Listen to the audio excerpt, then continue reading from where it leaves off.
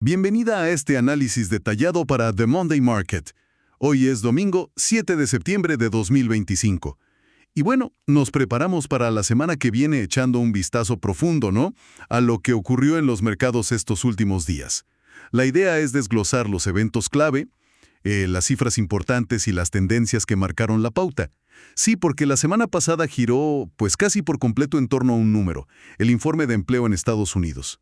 Fue un dato que sacudió las expectativas, la verdad, y provocó reacciones encontradas. Llevó a algunos índices a tocar récords para luego, retroceder. Vamos a analizar esa montaña rusa y qué nos dice sobre cómo se sienten los inversores ahora mismo. Exactamente. Vamos a explorar justo eso, el contexto macroeconómico. Veremos los movimientos en los índices principales, claro, el S&P 500, el Nasdaq, pero también, ojo, en las pequeñas empresas del Russell 2000. Analizaremos qué pasó con los bonos, el dólar, las criptomonedas como Bitcoin y Ethereum y materias primas clave, ¿no? Oro, petróleo. Pondremos el foco en ese dato de empleo y en algunos resultados empresariales que dieron de qué hablar. Y por supuesto, pues, miraremos hacia la semana que empieza, identificando los eventos cruciales, sobre todo los datos de inflación que podrían definir el rumbo antes de la próxima reunión de la Reserva Federal. Todo claro con fines educativos y de entretenimiento. Esto no es asesoría financiera. Suena como un recorrido muy completo. Excelente. Entonces, comencemos a desentrañar lo que sucedió la semana pasada. ¿Cuál es el panorama general? Mencionabas contrastes. Totalmente. Fue una semana de dos caras, ¿eh? Especialmente el viernes. El S&P 500, que es el índice más representativo, ¿no?, de las grandes empresas de Estados Unidos, llegó a tocar un nuevo máximo histórico en 6.532 puntos, justo después de conocerse el dato de empleo. Parecía que las malas noticias económicas eran, pues, buenas noticias para la bolsa, ¿no?, anticipando recortes de tasas de interés. Pero esa alegría duró poco, la verdad. Vimos una reversión muy fuerte y el índice terminó cerrando la semana con una ligera baja del menos 0.37%, por ahí de los 6.476 puntos. Vaya giro. ¿Y los otros índices principales siguieron esa misma línea o...? En general, sí. El Dow Jones, el de las 30 grandes industriales, también retrocedió un menos 0.48% en la semana. El Nasdaq, más tecnológico, tuvo una caída menor del menos 0.11%. Pero lo interesante es la divergencia con el Russell 2000, el de las empresas más pequeñas, las de menor capitalización. Este sí logró cerrar la semana en positivo. Hay fuentes que dicen entre 0.42% y otras hasta 1.10%. Se está acercando a sus máximos históricos. Y la explicación podría ser esa, ¿no?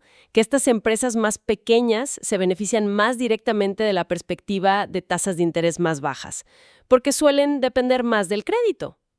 Esa diferencia entre las grandes y las pequeñas es un punto a seguir, sin duda. ¿Y qué pasó con la volatilidad? ¿Se disparó con esa reversión del viernes? Me refiero al VIX. Pues mira, curiosamente no. El VIX, el famoso índice del miedo, que mide la expectativa de volatilidad futura en el S&P 500, de hecho tuvo una caída notable durante la semana. Terminó cerca de la zona de 15.30 a 16.57 puntos, cuando venía de niveles por encima de 17. Esto sugiere que a pesar del susto del viernes, el mercado en general se siente bastante tranquilo, quizás demasiado complaciente, ¿no?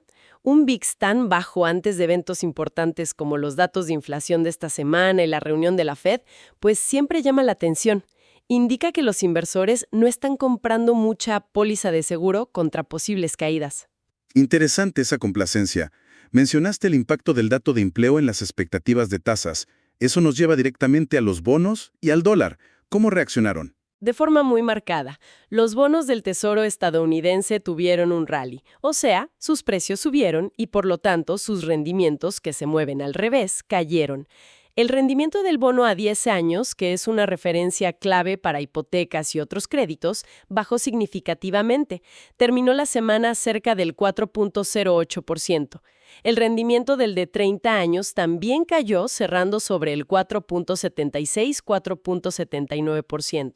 aunque su caída fue menor, quizás refleja preocupaciones a más largo plazo sobre la inflación o el nivel de deuda del gobierno.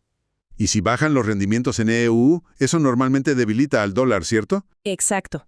Cuando los inversores esperan menos rendimiento por tener activos en dólares, la moneda tiende a perder atractivo. Y lo vimos claramente. El índice DXY, que mide la fuerza del dólar contra otras monedas importantes, cayó cerca de un 0.94% en la semana. Terminó alrededor de 94.90 puntos. Y como contraparte, pues el euro se fortaleció subiendo a 1.1735 dólares por euro. Vale, entonces tenemos acciones mixtas con un susto al final, volatilidad baja, bonos al alza, o sea, rendimientos a la baja, y dólar débil. ¿Qué pasaba mientras tanto en el mundo cripto y en las materias primas? Las criptomonedas principales estuvieron relativamente tranquilas, Bitcoin se mantuvo lateral, moviéndose en un rango entre 110,000 y 110,600 dólares. Ethereum también mostró poca variación, cerca de los 4,300 dólares. El gran protagonista en este espacio fue el oro, actuando como el clásico refugio seguro ante la incertidumbre económica y la debilidad del dólar. El oro subió con fuerza, más del 1% según algunas métricas, incluso hasta un 4% según otras. Superó los 3,600 dólares por onza y alcanzó nuevos máximos históricos. Oro en máximos históricos, eso sí es una señal de búsqueda de seguridad. Y el petróleo suele moverse por preocupaciones sobre el crecimiento global. Sí fue. El petróleo WTI, la referencia en EU, tuvo una caída significativa de entre 2.6% y 3.1% en la semana. Pesaron esos temores sobre una posible desaceleración económica global que reduciría la demanda de energía.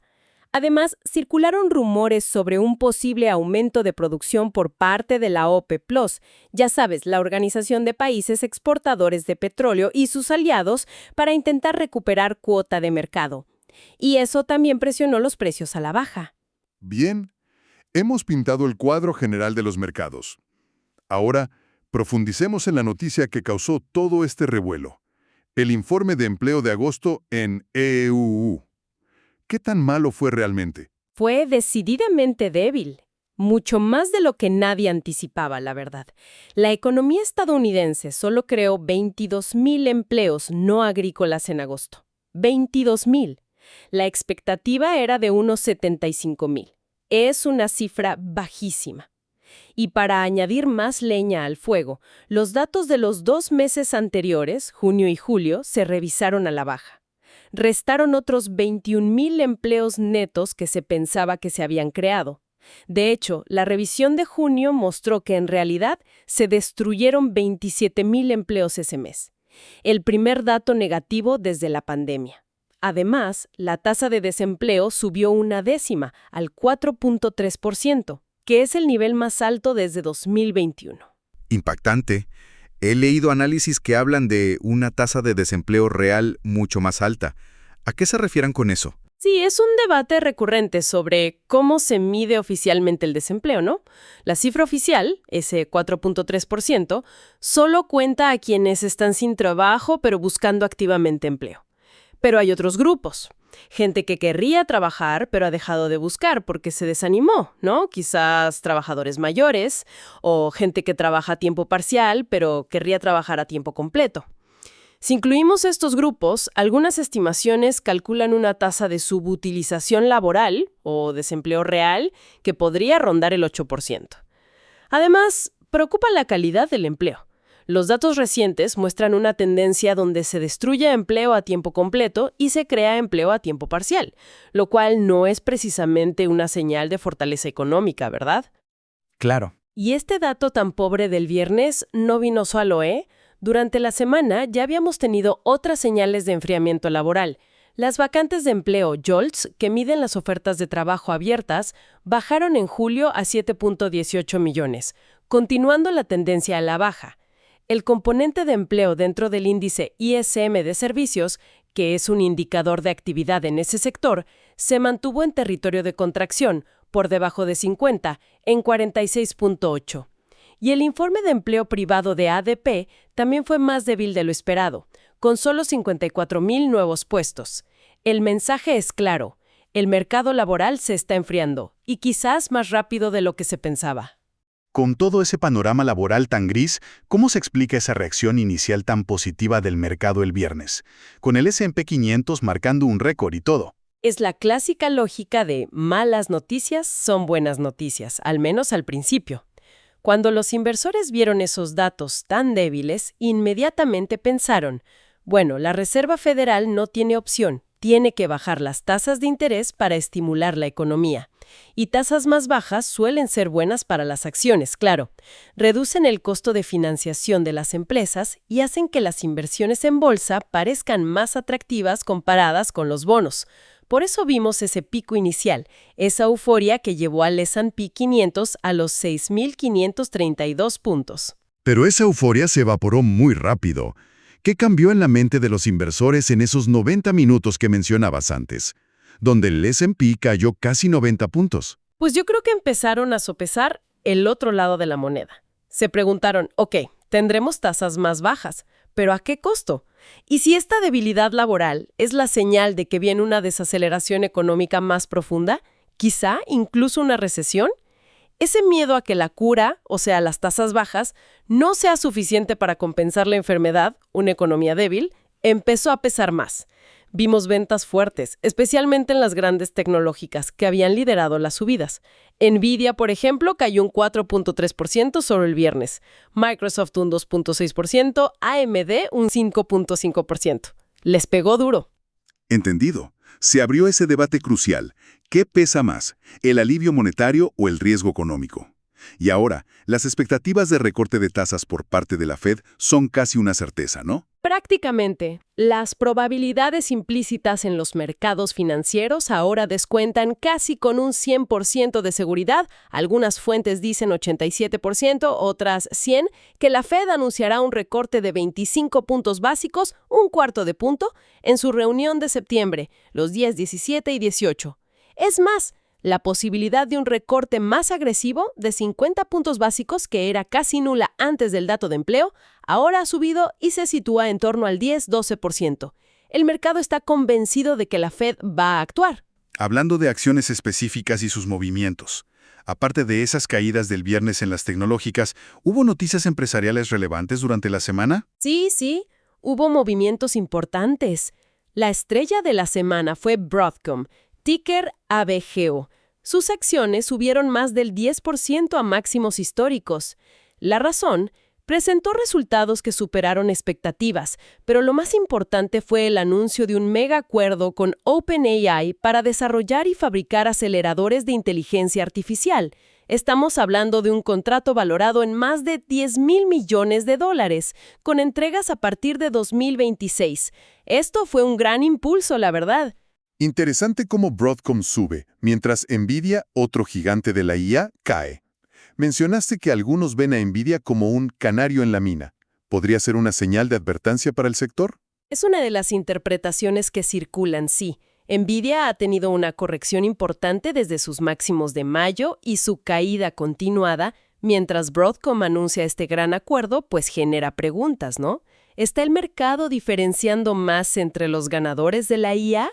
¿O la caída de Nvidia, que fue la gran líder, es una señal de que el entusiasmo general por la IA se está enfriando, o que la valoración ya era excesiva? Es algo a vigilar definitivamente. Claro.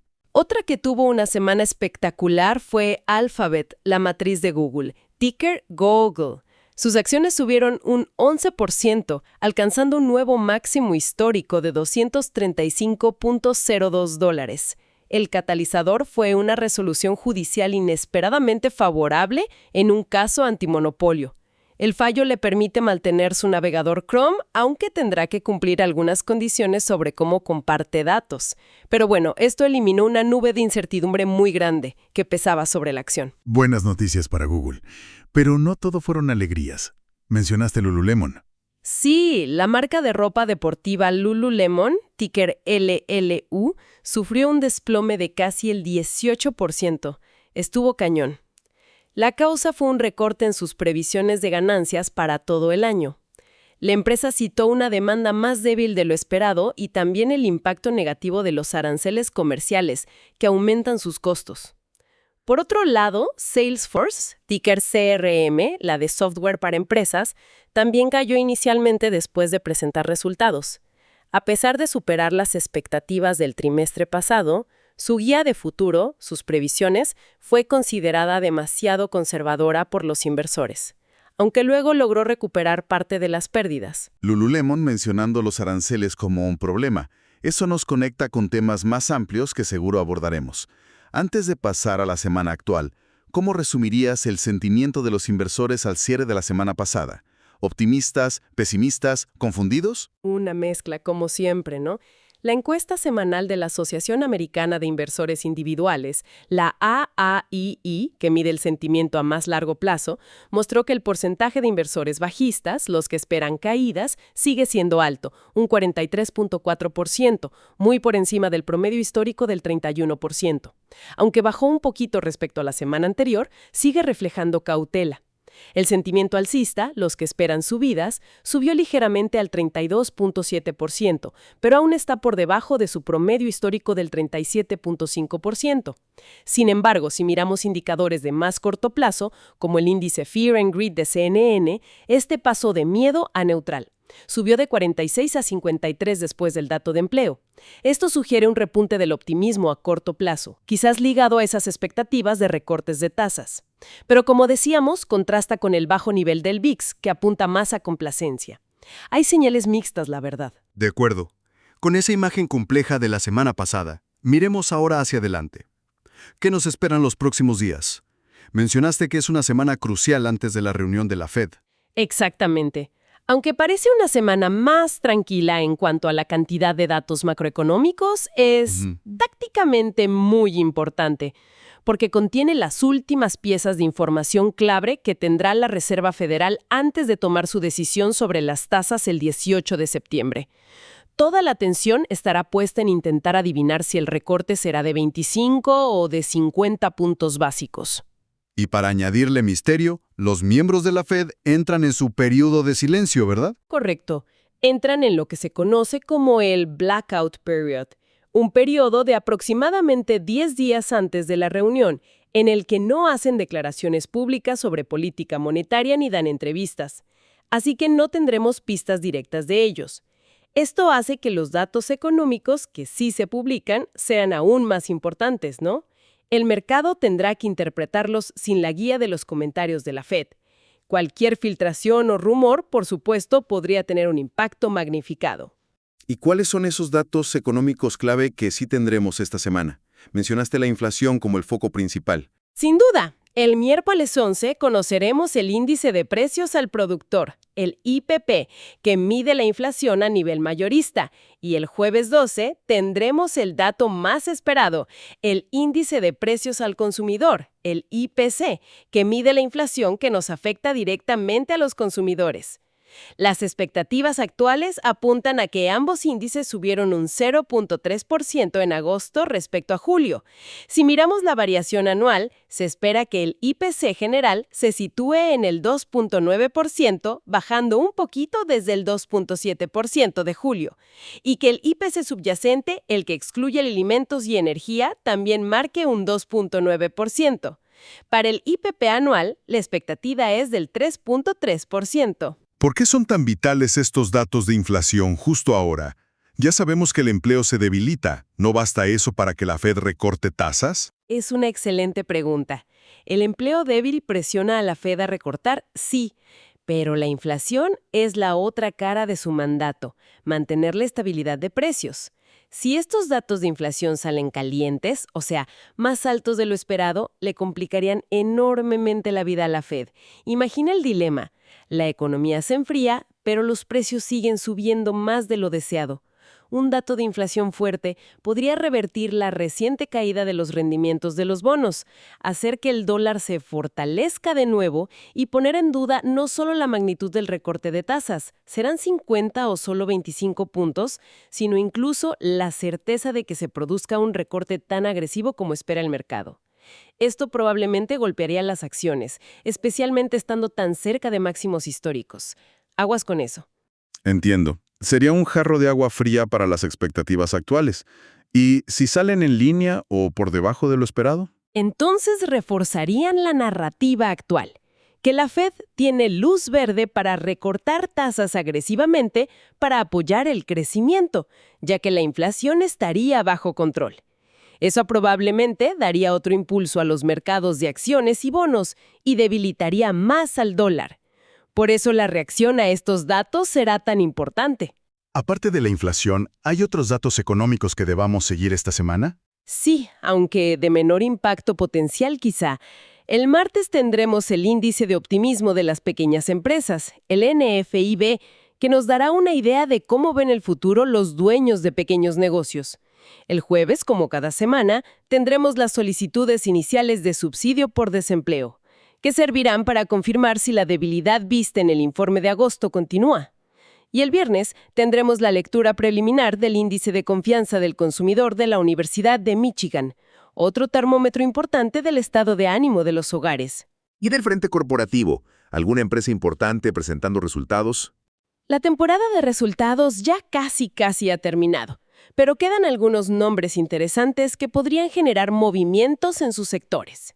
El lunes reporta Casey's General Stores, ticker KSI, una cadena de tiendas de conveniencia.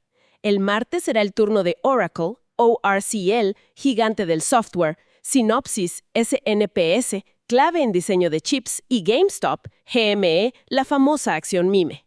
El miércoles conoceremos los números de Chewy, CHWI, el minorista online de productos para mascotas. Y el jueves cerrarán la semana Kroger, KR, una de las mayores cadenas de supermercados, Adobe, ADBE, líder en software creativo, y RRH, la tienda de muebles de lujo, antes Restoration Hardware. Mencionaste antes a Lululemon citando los aranceles y también has tocado el tema de la Fed. Parecen ser dos temas subyacentes importantes, ¿no? Más allá de los datos semanales. Definitivamente. El tema de los aranceles comerciales sigue latente.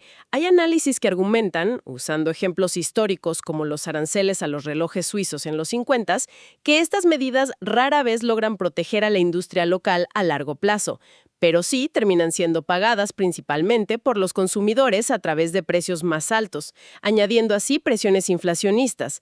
Esta semana volvieron a surgir rumores sobre posibles aranceles del 100% a semiconductores, lo que genera incertidumbre y ruido de fondo constante. Sí, es un factor de riesgo. Y muy conectado con la inflación y la política económica está la creciente preocupación por la independencia de la Reserva Federal. Declaraciones políticas recientes y la discusión sobre quiénes podrían ser los candidatos para dirigir la Fed bajo una posible futura administración, se mencionan nombres como Waller, Hassett, Warsh, han generado dudas sobre si la política monetaria podría volverse más susceptible a objetivos políticos de corto plazo. A largo plazo, una Fed que se perciba como menos independiente podría dañar la credibilidad en su lucha contra la inflación y afectar la confianza internacional en el dólar. Es un tema estructural muy relevante. Entendido. Son factores de fondo a tener muy presentes. Volviendo a lo más inmediato, ¿qué nos dice el análisis técnico de los gráficos de cara a esta semana? Pues mira, el S&P 500, a pesar del retroceso del viernes, logró mantenerse por encima de soportes técnicos importantes, como su promedio móvil de 20 días. Sin embargo, indicadores como el RSI sugieren que el índice está sobrecomprado después del rally inicial del viernes. El RSI está con encima de 70. Y muestra algunas divergencias bajistas, ¿sabes? El precio sube, pero el indicador no acompaña con la misma fuerza. Podríamos ver una consolidación o una prueba de la zona de soporte entre 6.450 y 6.480 puntos. El Russell 2000, como decíamos, muestra más fortaleza relativa y una tendencia alcista más definida. En cuanto al dólar, el índice de XY rompió un soporte técnico clave alrededor de 95.50, lo que técnicamente abre la puerta a más debilidad. Y el VIX, en niveles muy bajos, sigue sugiriendo que cualquier sorpresa negativa, especialmente en los datos de inflación, podría provocar un repunte rápido de la volatilidad. Muy bien, tenemos las claves técnicas. Para ir concluyendo, si tuvieras que resumir las preguntas clave que deberíamos tener en mente para entender el mercado esta semana, ¿cuáles serían? Yo destacaría 4. Primero, Confirmarán los datos de inflación, el IPC y el IPP, que la Fed tiene vía libre para recortar tasas, o sea, el escenario dovish, o le complicarán la decisión con cifras inesperadamente altas. Segundo, ¿es coherente o sostenible ver al oro, un activo refugio, en máximos históricos, mientras las acciones, que son activos de riesgo, también coquetean con sus propios máximos? ¿Hay una desconexión ahí que deba resolverse? Tercero, ¿seguirá el mercado aferrándose a la idea de que malas noticias económicas son buenas noticias para la bolsa? ¿O empezará a pesar más el miedo real a una recesión que afecte las ganancias empresariales? Y cuarto, mirando un poco más allá, ¿qué implicaciones tendría para la estabilidad financiera y la valoración de los activos a largo plazo si los mercados empiezan a percibir que la Reserva Federal pierde independencia respecto al poder político? Excelentes preguntas para la reflexión. Y me quedo pensando en esa última idea sobre la Fed. Parece realmente atrapada, ¿no? Por un lado, los datos de empleo casi la obligan a bajar tasas para no frenar más la economía. Pero por otro, la inflación sigue ahí, como un fantasma que podría despertar, quizá avivada por los propios aranceles o por costos que no ceden. Estamos viendo a la Fed forzada a elegir entre dos males. Esa es la esencia del dilema actual y probablemente definirá la política monetaria en los próximos meses. La Fed tiene un doble mandato: máximo empleo y estabilidad de precios. Ahora mismo parece que tiene que priorizar uno sobre otro. Si elige estimular el empleo con tasas bajas, se arriesga a que la inflación repunte. Si elige combatir cualquier riesgo inflacionario, podría enfriar demasiado la economía. Cómo navegue esta cuerda floja será crucial. Algunos analistas incluso empiezan a especular sobre si la Fed podría recurrir a herramientas menos convencionales en el futuro si la situación se complica, como el control de la curva de tipos, el famoso Yield Curve Control, que es básicamente fijar objetivos para los rendimientos de los bonos. Entender esta tensión y las posibles respuestas de la Fed es fundamental para cualquiera que siga los mercados. Sin duda, un entorno complejo y lleno de preguntas importantes. Recordamos a nuestra audiencia que este análisis se ofrece estrictamente con fines educativos y de entretenimiento. No debe interpretarse como asesoramiento financiero y como una recomendación para comprar o vender ningún activo. Nuestro objetivo es proporcionar información y contexto para que cada quien forme su propio criterio. Esperamos que esta exploración detallada les haya sido de utilidad. Si encontraron valor en este contenido para The Monday Market, les invitamos a suscribirse y a darle like para apoyar nuestro trabajo. Muchas gracias y hasta la próxima.